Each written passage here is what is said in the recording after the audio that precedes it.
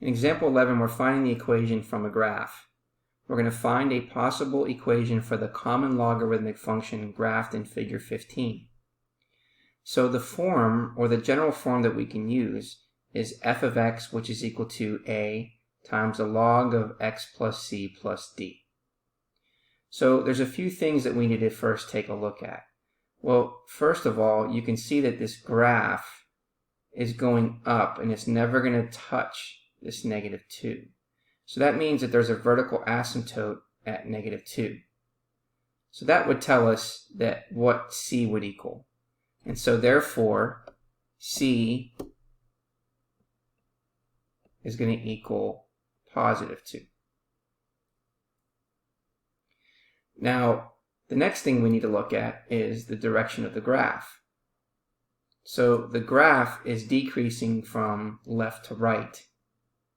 And so if you recall, if it's being flipped according to the x-axis, that means that we're multiplying the entire function by negative. So we're rotating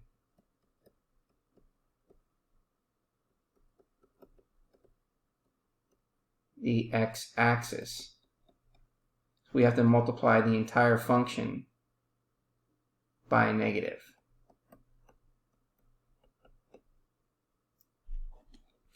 So let's take a look here. It says this graph has a vertical asymptote at x equals -2 and has been vertically reflected.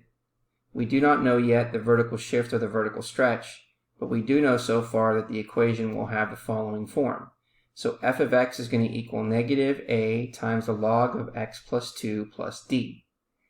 And so now we need to figure out points that it passes through. So we need to find really good points, not decimal ones, just ones where we know that it's accurate. So it goes through the point -1, 1, and it also goes through the point 2, -1.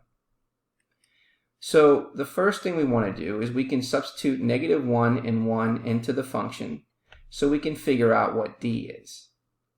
So if we plug in -1, 1, we get 1, which is equal to -a times the log of -1 plus 2 plus d, and then -a times the log of 1. Well, the log of 1 is 0.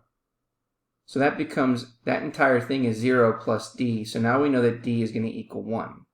So now we know that the shift is going to go up 1. And now we're going to then rewrite this again as with a new order pair.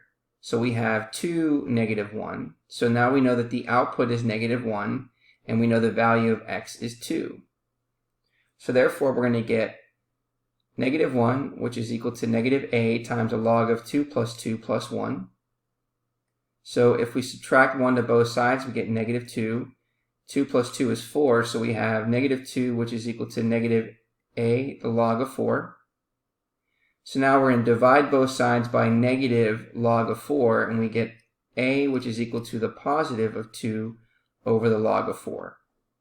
And therefore, this equation is going to give us the following. F of x is going to equal -2 over the log of 4 times the log of x plus 2 plus 1.